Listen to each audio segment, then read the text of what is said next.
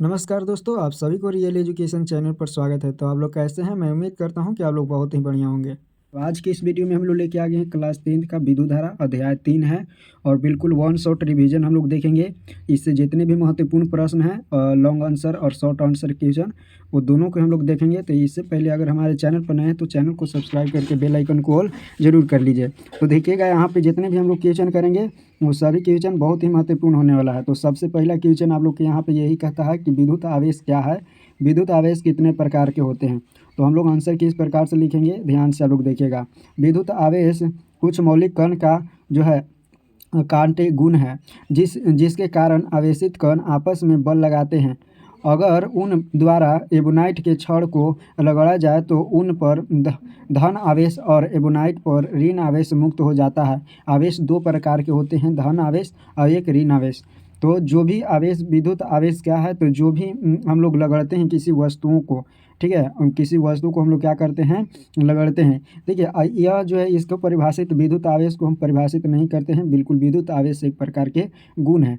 तो यहाँ पे यही हम लोग लिखे हैं कि यह एक प्रकार के गुण है जो जिसके कारण जो है किसी वस्तु को अगर आपस में रगड़ा जाता है, जैसे फॉर एग्जांपल यहाँ पे ऊन और एबोनाइट के छड़ को रगड़ते हैं तो उसमें एक गुण उत्पन्न हो जाती है जिसे हम लोग आवेश कहते हैं। और वह आवेश एक धन आवेश होती है, एक ऋण आवेश होती है। यही लिखना है आप लोग की परिभाषा और बहुत महत्वपूर्ण है। नेक्स्ट आप लोग के यहाँ पे ध्यान से देखिएगा और उसको हम लोग ध्यान से आराम से याद करेंगे। तो यहाँ पे नेक्स्ट है क्या चीज़ कि विद्युत धारा क्या है, इसका विद्युत धारा का ये सही लिखे। ये क्वेश्चन बहुत महत्वपूर्ण है। तो हम लोग किस तरह से उत्तर लिखेंगे, बिल्कुल आप लोग ध्यान से देखिएगा कि विद्युत आवेश के प्रवाह, ठीक है, विद्युत जो होता है आवेशों के प्रवाह के दर को विद्युत धारा कहते हैं। अगर अगर किसी चालक तार से टी सेकेंड में, ठीक है, टी सेकेंड में या टी समय में क्यू आवेश बहती है तो धारा आई बराबर क्यू बटा टी। अगर क्यू कूलम में और समय सेकेंड में लिखा जाए तो विद्युत धारा एम्पियर में होगा। अर्थात यहाँ पे इस तरह से लिख दीजिएगा, बिल्कुल 2 नंबर आप लोग के मिल जाएगा। एम्पियर यानी आई बराबर क्या होगा, तो कूलम बटा सेकेंड। विद्युत धारा का ये सही मात्रक एम्पियर होता है। यहाँ पे याद रख लीजिएगा, बिल्कुल इस तरह से आप लोग के लिखना है, बिल्कुल एग्जाम में भी। नेक्स्ट आप लोग के प्रश्न क्या कहता है, ध्यान से आप लोग समझिएगा। नेक्स्ट है प्रश्न, आप लोग याद रख लीजिएगा, जितने भी क्वेश्चन करा रहे हैं बहुत ही महत्वपूर्ण क्वेश्चन है, इसलिए सभी लोग इसको याद कर लीजिएगा। विद्युत धारा परिपथ है। विद्युत परिपथ का क्या अर्थ होता है? विद्युत जो परिपथ होता है, परिपथ मतलब रास्ता, परिपथ मतलब क्या होता है, रास्ता। बिल्कुल आप लोग देख सकते हैं किस तरह से यहाँ पे डिनोट किए हैं। तो विद्युत परिपथ का क्या अर्थ होता है? तो आवेश के सतत प्रवाह जो लगातार प्रवाह करने के लिए एक बंद रास्तों को विद्युत परिपथ कहते हैं। यानी आवेश को प्रवाहित करने के लिए रास्ता चाहिए। किसी भी चीज़ को एक स्थान से दूसरे स्थान तक ले जाने के लिए माध्यम की आवश्यकता होती है। उसी प्रकार से विद्युत को अगर ले जाने के लिए हम लोग के भी रास्ता की ज़रूरत होती है, जो सुचालक हो, जो पर इलेक्ट्रॉनों को आसानी से प्रदान कर सकता हो। यहाँ पे याद रख लीजिएगा, आवेश के सतत प्रवाह के लिए बंद रास्ते को विद्युत धारा या विद्युत परिपथ कहते हैं। याद रख लीजिएगा, विद्युत परिपथ कहते हैं। तो यहाँ पे हम लोग इसी को परिपथ कहते हैं। यहाँ पे स्विच है और यहाँ पे याद रख लीजिएगा सेल है, यानी विद्युत परिपथ हम लोग इसको डिनोट किए हैं। तो यहाँ पे सेल है और यहाँ पे बैटरी है, ठीक है, सॉरी यहाँ पे, हाँ यहाँ पे क्या है, सेल है और ये बल्ब है और ये पूरे जो ये सिस्टम जुड़ा हुआ है यही परिपथ कहलाएगा। ये चारों परिपथ कहलाएगा, ठीक है। ये जो आयताकार आप लोग देख रहे हैं यही परिपथ है। अगर ये चीज़ अगर अलग अलग हम लोग कर देंगे तो क्या हो जाएगा, ये बिना इसको एक सीक्वेंस में रखेंगे तब तक यह बल्ब नहीं बढ़ सकता है। तो याद रख लीजिएगा। नेक्स्ट है, ध्यान से देखिए, चित्र में एक जो है विद्युत परिपथ दिखाया गया है। तो याद रख लीजिएगा, ये बैटरी है, माइनस प्लस यहाँ पे डिनोट किया गया है, बिल्कुल याद रख लीजिएगा। देखिए ये बहुत बार पूछा गया है क्वेश्चन कि विद्युत बल्ब का नामांकित चित्र बनाया, 2 नंबर में हमेशा पूछते रहता है। तो यहाँ पे हम लोग किस तरह से बल्ब के चित्र बनाएंगे, तो देखिएगा यहाँ पे ये बल्ब आप लोग जिस तरह से यहाँ पे पारा हुआ है उसी प्रकार से आप लोग के पारना है। और ये बढ़ता हुआ बल्ब है, ये जो बाहरी वाला जो ये आवरण होता है, इस आवरण को क्या कहते हैं, तो ग्लास ग्लोब, याद रख लीजिएगा।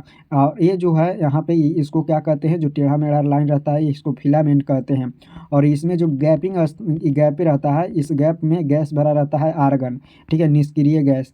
और इसके जो जहाँ से बल्ब स्टार्ट होता है, इसका जो लाइन पॉइंटिंग जो स्टार्ट होता है, जहाँ पे करंट से टर्च करता है, सीरीज को क्या करता है, पूर्ण करता है, उसको बेस कहते हैं। बिल्कुल याद कर लीजिएगा। नेक्स्ट है आप लोग के सामने कि विद्युत विभव और विभवांतर में अंतर स्पष्ट करना है। तो हम लोग अंतर किस प्रकार से लिखेंगे कि विद्युत विभव किसको कहते हैं, उसके बाद विभवांतर किसको कहते हैं, दोनों को लिखेंगे। उसके बाद हम लोग आंसर डालने के प्रयास करेंगे। तो सबसे पहले आप लोग को यहाँ पे लिखना है कि विद्युत विभव किसको कहते हैं।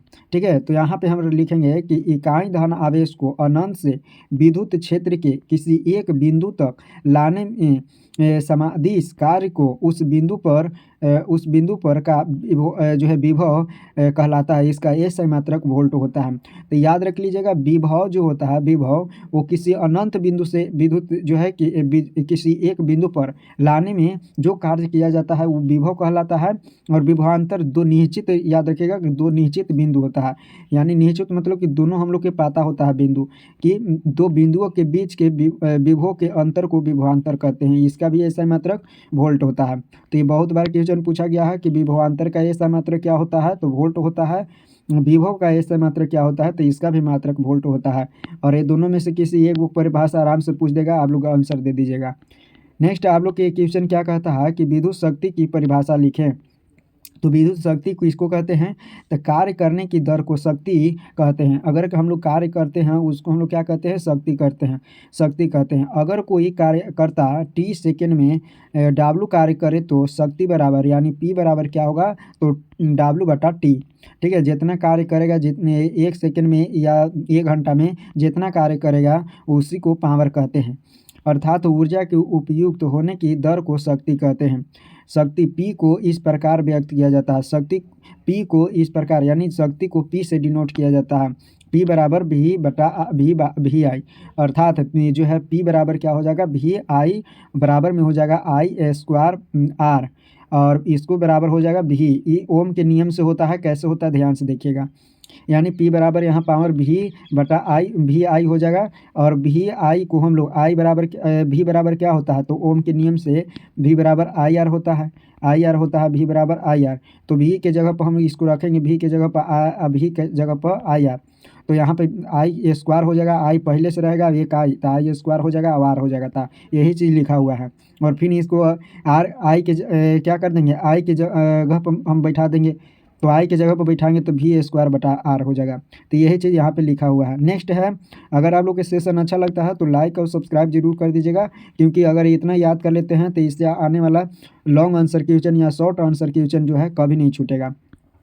नेक्स्ट है कि विद्युत धारा की दिशा से आप क्या समझते हैं। तो विद्युत धारा की दिशा से आप क्या समझते हैं, तो देखिए परिपाटी के अनुसार चिन्ह परिपाटी आप लोग पढ़े होंगे कि परिपाटी के अनुसार किसी विद्युत परिपथ में इलेक्ट्रॉनों जो ऋण आवेशित के है के प्रवाह के दिशा के विपरीत दिशा को विद्युत धारा की दिशा मानी जाती है। यानी जिस तरह से यहाँ पे क्या होती है, इलेक्ट्रॉन प्रवाह हो रही है इस लाइन में, तो यही जो है जिस तरह से ये प्रवाहित होती है परिपाटी के अनुसार, तो इलेक्ट्रॉन ऋण आवेश की ओर प्रवाहित होती है, धनावेश ऋण आवेश की ओर प्रवाहित होती है। बिल्कुल याद कर लीजिएगा।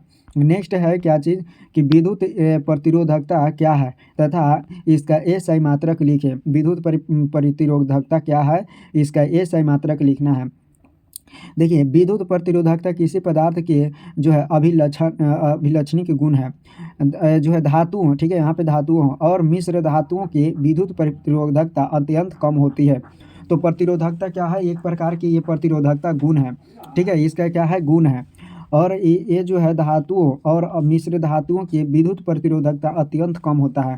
कहेगा कि ये जो धातु का प्रतिरोधकता उच्च होता है कि कम होता है, तो यहाँ पे मारना है कम होता है। इसका SI मात्रक क्या हो जाएगा, तो ओम मीटर। ठीक है, ओम मीटर बिल्कुल याद रख लीजिएगा।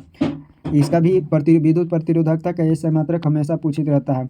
आप लोग के यहाँ पे लेके आए हैं, ठीक है, आप लोग बता दे रहे हैं कि 15 क्वेश्चन बिल्कुल लेके आए हैं विद्युत धारा से, इलेक्ट्रिक करंट से, जो कि 15 आप लोग कर लेते हैं। तो 15 में से विद्युत धारा से आने वाला प्रश्न, एक भी प्रश्न आप लोग के नहीं छूटेगा, चाहे लॉन्ग हो चाहे शॉर्ट हो, दोनों आप लोग के बना दीजिएगा। तो यही है वन शॉट रिवीजन। बिल्कुल आप लोग आगे देखते चलिए। ठीक है, जो महत्वपूर्ण प्रश्न है वही चीज़ लिए है। विद्युत परिपथ में फ्यूज तार का उपयोग क्यों क्यों किया जाता है, जो है विद्युत परिपथ में फ्यूज तार वाले फ्यूज का उपयोग क्यों किया जाता है। तो यहाँ पे हम लिखेंगे कि जो फ्यूज रहता है, देखिए फ्यूज क्या है, बोर्ड में जैसे स्विच रहता है, बल्ब के लिए अलग होल्डर रहता है, उसी प्रकार से एक फ्यूज दिया जाता है बोर्ड में। तो इसलिए दिया जाता है ताकि कुछ भी अगर ज़्यादा अगर लोड पड़े परिपथ पर तो वो फ्यूज क्या हो जाता है, गल के अब अपने आप गल जाता है, जिसकी वजह से जितने भी नुकसान होने वाला वस्तुएं हैं वो नुकसान नहीं हो पाता है, क्योंकि ज़्यादा ओवरलोड हो जाएगा तो अपने आप गल जाएगा, परिपथ को क्या कर देगा, तोड़ देगा। अब यहाँ पे देखिए, घर में लगे संधारित्रों की सुरक्षा के लिए फ्यूज तार लगाया जाता है। यह उच्च विद्युत धारा के कारण तार गल कर परिपथ को भंग कर देता है और संधारित्रों जैसे रेडियो, टीवी, बल्ब आदि को जलने से बचाता है। तो इसीलिए फ्यूज का उपयोग किया जाता है। अगर फ्यूज नहीं रहेगा, डायरेक्ट अगर हम लोग क्या करेंगे, पोल पर से लाएंगे या डायरेक्ट ट्रांसफार्मर भी से लाएंगे और घर में अगर बारेंगे बिना फ्यूज को, तो क्या होता है कि करंट जो होता है वो कम बेसी होते रहता है, कभी वोल्टेज बढ़ता है, कभी घटता है। अगर किसी कारणवश एक बैक अगर बढ़ जाता है तो आपके जितने भी वस्तुएं हैं, इलेक्ट्रिक वस्तुएं हैं, वो क्या हो जाएगा, नष्ट हो जाएगा, जल जाएगा, तो ये आपको नुकसान होगा। इसीलिए फ्यूज का उपयोग किया जाता है। नेक्स्ट है आप लोग के सामने कि विद्युत संचारण के प्रायः कॉपर तथा एल्युमिनियम के तार का उपयोग क्यों किया जाता है। बहुत बार ये क्वेश्चन पूछा गया है कि जब भी हम लोग क्या करते हैं, विद्युत को संचारण, जैसे हम लोग तार कहते हैं ना, तो तार को हम लोग, तार में एल्युमिनियम को और कॉपर के ही अंदर जो देखते होंगे, छीलते होंगे, तो कि कॉपर कभी रहेगा या तो फिर एल्युमिनियम रहेगा, तो हम लोग कॉपर या एल्युमिनियम को ही क्यों प्रयोग करते हैं सबसे ज़्यादा। देखिए ऐसा तो आप लोग पता होगा कि चांदी सबसे अधिक जो है विद्युत को सुचालक करता है, लेकिन चांदी इतना महंगा है तो हम लोग चांदी को क्या करेंगे, चांदी की तार हम लोग खरीद सकते हैं, तो बिल्कुल नहीं खरीद सकते हैं, क्योंकि जो है कॉपर का तार ही बहुत महंगा होता है। तो चांदी की समझिए कि अगर तार अगर आ जाए तो और भी महंगा हो जाएगा। तो याद रखिएगा आप लोग, सबसे पहले तो रीज़न यही है कि चांदी का तार यहाँ पे नहीं होगा, चांदी का तार नहीं होगा। हाँ, अगर कहेगा कि चांदी के तार विद्युत का अधिक सुचालक करता है क्यों, तो याद रख लीजिएगा, अगर क्वेश्चन ऐसा आ जाए तो किस तरह से आप लोग को करना है, बिल्कुल याद रखिएगा कि चांदी का जो प्रतिरोधकता होता है वो बहुत कम होता है, जिसकी वजह से इलेक्ट्रॉनों को अधिक प्रवाहित करता है, इसलिए विद्युत का अधिक चालक होता है चांदी। अब हम लोग चलते हैं अपना प्रश्न पर कि कॉपर और एल्युमिनियम में का तार ही उपयोग क्यों करते हैं। तो कॉपर तथा एल्युमिनियम तार का उपयोग इसलिए किया जाता है कि इनका विद्युत प्रतिरोधकता अन्य प्रतिरोधकों की अपेक्षा काफ़ी कम होती है, यानी जो होता है अन्य तारों की अपेक्षा काफ़ी कम होती है। तो यानी कहने का मतलब है कि लोहा का हम लोग उपयोग क्यों नहीं करते हैं, ठीक है, और चीज़ वस्तुएं क्यों नहीं उपयोग करते हैं। तो वो जितनी भी वस्तुएं हैं उसका प्रतिरोधकता उच्च होता है, जिसकी वजह से इलेक्ट्रॉन बढ़िया से सप्लाई यानी प्रवाहित नहीं होगा, जिसकी वजह से उसका उपयोग नहीं करता है। कॉपर की प्रतिरोधकता 1.62 यानी 62 ओम मीटर और एल्युमिनियम की प्रतिरोधकता 2.63 ओम मीटर है। साथ ही अन्य धातुओं की तुलना में यह आसानी से उपलब्ध होती है और अधिक महंगे भी नहीं होते हैं, इसलिए हम लोग कॉपर और एल्युमिनियम का उपयोग करते हैं। तो बिल्कुल आप लोग समझ में आ गया होगा कि पहला तो कि बाज़ार में आसानी से उपलब्ध होता है, तो बिल्कुल आप लोग को समझ में आ गया यहाँ पे। तो ध्यान से आप लोग आगे आप लोग देखिएगा, इसलिए आप लोग, और प्रतिरोधकता भी इसका अन्य धातुओं की अपेक्षा कम होती है। नेक्स्ट आप लोग के प्रश्न बिल्कुल याद रखिए कि 1 वोल्ट की परिभाषा दे, बहुत बार 1 एम्पियर कहे, 1 वोल्ट कहे, ठीक है, या 1 ओम किसको कहते हैं। तो बिल्कुल आप लोग के घबराना नहीं है, सभी का परिभाषा सेम ही होता है, थोड़ा सा खाली अलग फ़र्क होता है, ठीक है। तो यहाँ पे समझिएगा कि 1 वोल्ट पहले हम बताते हैं, उसके बाद आगे प्रश्न होगा तो उसका भी हम जवाब देंगे, आंसर देंगे। 1 वोल्ट की परिभाषा देते, 1 वोल्ट की परिभाषा किस तरह से देंगे कि यदि किसी विद्युत धारावाही चालक के दो बिंदुओं के बीच 1 कूलाम आवेश को एक बिंदु से दूसरे बिंदु तक ले जाने में 1 जूल कार्य किया जाता है, तो उन दो बिंदुओं के बीच विभवांतर 1 वोल्ट कहलाता है। समझने का प्रयास कीजिएगा कि अगर हम लोग 1 ओम, ठीक है, 1 कूलाम जो होता है, 1 कूलाम, ध्यान से देखिएगा, आवेश को एक बिंदु से अगर दूसरे बिंदु तक ले जाते हैं तो उसका कार्य 1 जूल होता है, तो उसी दोनों को हम लोग क्या कह देते हैं कि 1 वोल्ट हो गया, क्या है, 1 वोल्ट हो गया। फॉर एग्जांपल यहाँ पे समझिएगा, डायग्राम के माध्यम से समझाते हैं। यहाँ पे एक क्या है, 1 कूलाम है, 1 कूलाम है, बिल्कुल याद रख लीजिएगा, 1 कूलाम। 1 कूलाम जो है वो आवेश है, 1 कूलाम आवेश है। और 1 कूलाम आवेश को हम लोग एक बिंदु से, यहाँ पे एक बिंदु है, यहाँ पे बिंदु है, और इस 1 कूलाम को इस बिंदु तक ले जाने में हम लोग की कार्य करना पड़ेगा।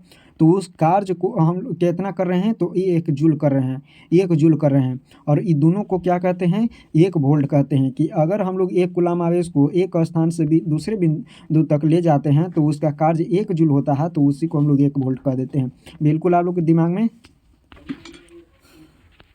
नेक्स्ट आप लोग के सामने है कि कूलाम का नियम, बहुत बार क्वेश्चन में पूछा गया है। देखिए जितने भी क्वेश्चन लेके आए हैं वो सब सिलेक्टेड क्वेश्चन लेके आए हैं, क्योंकि आप लोग के यही सब क्वेश्चन आप लोग के एग्जाम में बिल्कुल छपेगा, ठीक है। तो इसलिए आप लोग के यहाँ पे याद कर लेना है। पीडीएफ की बात करें तो पीडीएफ आप लोग के कहाँ पे मिलेगा, तो जाकर और सर्च करना है real education, real education search करना है। और बिल्कुल रियल एजुकेशन सर्च कीजिएगा 243 तो रियल एजुकेशन कहाँ पे सर्च करना है, टेलीग्राम पर। और टेलीग्राम पर जाकर सर्च कीजिएगा, टेलीग्राम पर सर्च कीजिएगा, ठीक है।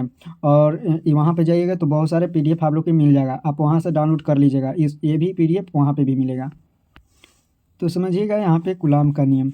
कूलाम का नियम, 2 आवेशों के बीच लगने वाला बल उन 2 आवेशों के गुणनफल के अनुक्रमानुपाती और उनके बीच की दूरी के वर्ग के व्युत्क्रमानुपाती होती है। देखिए 2 आवेशों के बीच लगने वाला बल वो 2 आवेशों के गुणनफल के अनुक्रमानुपाती और उनके बीच के दूरी के वर्ग के व्युत्क्रमानुपाती, ये सम अनुक्रमानुपाती और यहाँ पे व्युत्क्रमानुपाती, बीच के दूरी के कहेगा तो व्युत्क्रमानुपाती, और जो है 2 आवेशों के गुणनफल के अनुक्रमानुपाती होती है। माना कि 2 आवेश क्या है, Q1 है और Q2 है, के बीच जो है दूरी कितना है, R है। उनके बीच लगने वाला बल F है, जो तो कूलाम के नियम के अनुसार, देखिए कूलाम के नियम के अनुसार क्या हो जाएगा, तो ये जो होगा यहाँ पे दूरी के क्या कर रहा है कि 2 आवेशों के, तो यहाँ पे हो जाएगा F बराबर क्या हो जाएगा, F बराबर हो जाएगा Q1 इंटू Q2 और एक बार कह रहा है कि व्युत्क्रमानुपाती, तो 1/R स्क्वायर हो जाएगा। अब यहाँ पे ये दोनों के क्या करेंगे, अगर ये समानुपाती के चिन्ह इसको हटाएंगे तो ये क्या आएगा, नियतांक आएगा, जिसको हम लोग के से डिनोट करेंगे।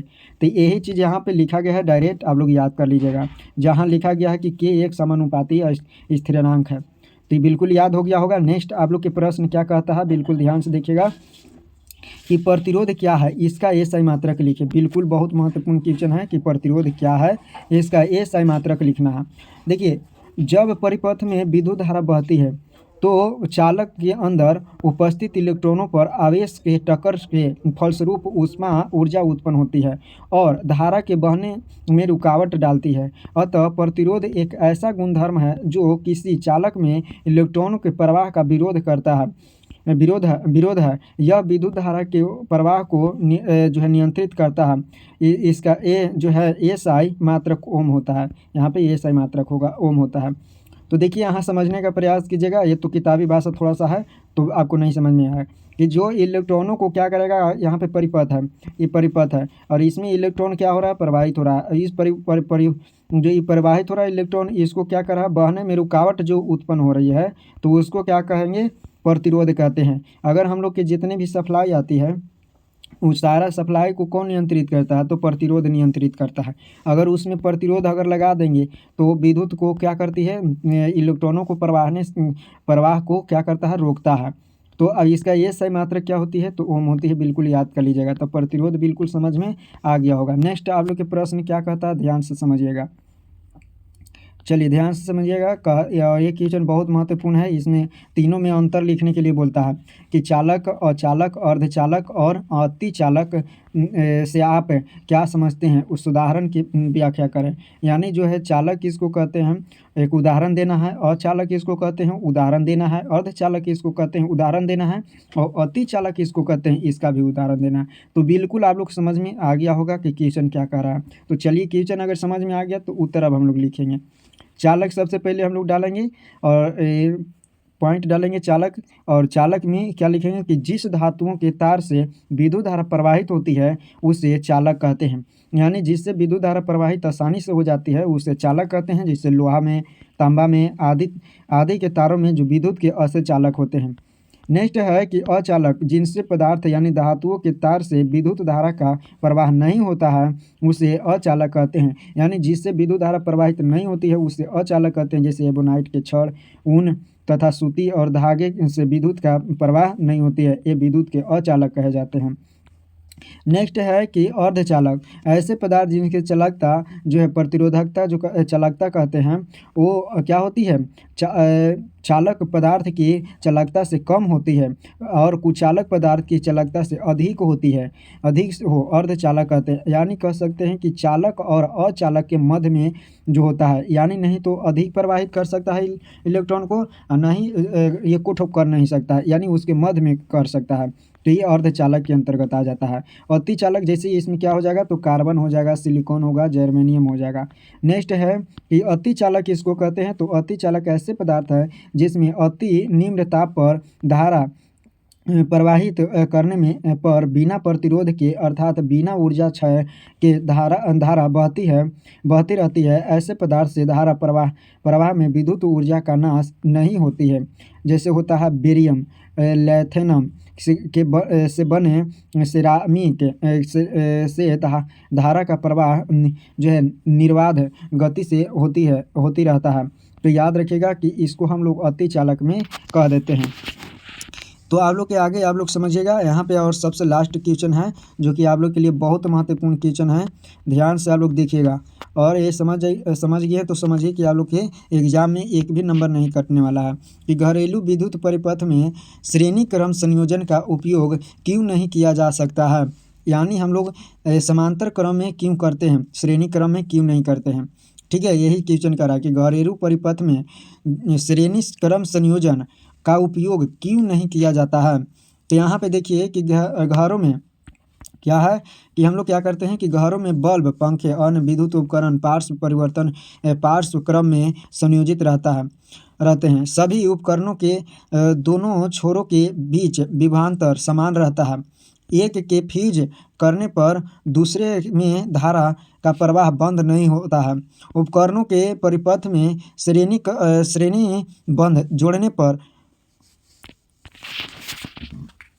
जोड़ने पर हर एक उपकरण में कम विभवांतर का संचार होने लगता है। एक बल्ब अगर फ्यूज कर जाए तो परिपथ में धारा बहना बंद हो जाएगा। क्या हो जाएगा, बंद हो जाएगा। यही कारण है कि घरेलू परिपथों में श्रेणी क्रम संयोजन का उपयोग नहीं किया जाता है। तो बिल्कुल आप लोग समझिएगा कि कहना क्या चाह रहा है कि हम लोग घरों में क्यों करते हैं। तो जैसे फॉर एग्जांपल यहाँ पे हमारा एक घर है, क्या है, घर है। चलिए ध्यान से समझिएगा, यहाँ पे घर है और इस घर को हम लोग क्या करते हैं, इस घर में हम लोग पंखा डालते हैं, बिजली डालते हैं और क्या करते हैं कि इसमें हम लोग लाइन देते हैं।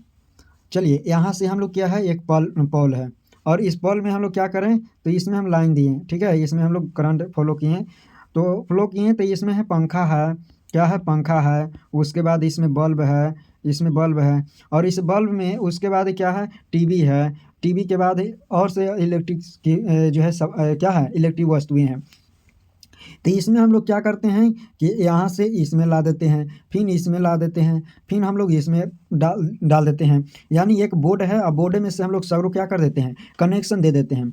तो इससे क्या होता है कि इसका जो एक सिरा होता है, फॉर एग्जांपल यहाँ पे समझिए, एक सिरा से हम लोग कहाँ लेके चलिए, तो पंखा में ले चलिए। एक ही सिरा से हम लोग कहाँ, टीवी में ले चलिए। एक ही सिरा से हम लोग कहाँ लेके चलिए, तो अदर वस्तुएं में लेके चलिए। तो यहाँ से अगर कोई वस्तु क्या होता है, मान के चलिए कि हमारा जो पंखा है वो ख़राब हो गया, फिर भी इसमें क्या जाएगा, बल्ब में लाइन जाबे करेगा। और यहाँ पे किसमें कह सकते हैं, पंखा अगर ख़राब हो गया तो बल्ब में जाएगा लाइन, बल्ब बरित रहेगा। टीवी भी चालू करना है तो टीवी भी चलेगा। तो यहाँ पे याद रखिएगा, समझने का प्रयास कीजिएगा। तो ये हो गया पार्श्व क्रम में संयोजन, यानी समांतर क्रम जिसको हम लोग कहते हैं।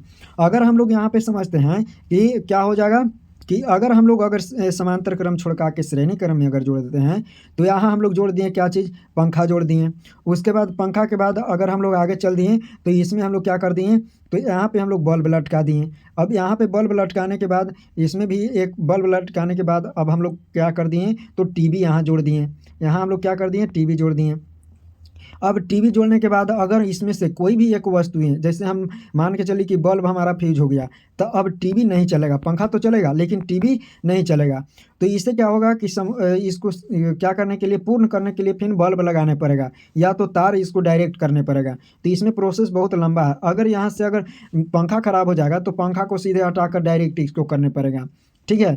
तो ये चीज़ इसीलिए ये प्रॉब्लम होने के चलते हम लोग क्या करते हैं कि ये समांतर क्रम में संयोजित करते हैं सारे वस्तुएं को। तो बिल्कुल आप लोग समझ में आ गया कि देखिएगा यहाँ पे ध्यान से, अगर इसका पीडीएफ चाहते हैं तो आप लोग के टेलीग्राम ज्वाइन कर लेना है और वहाँ से पीडीएफ आप लोग को ले लेना है।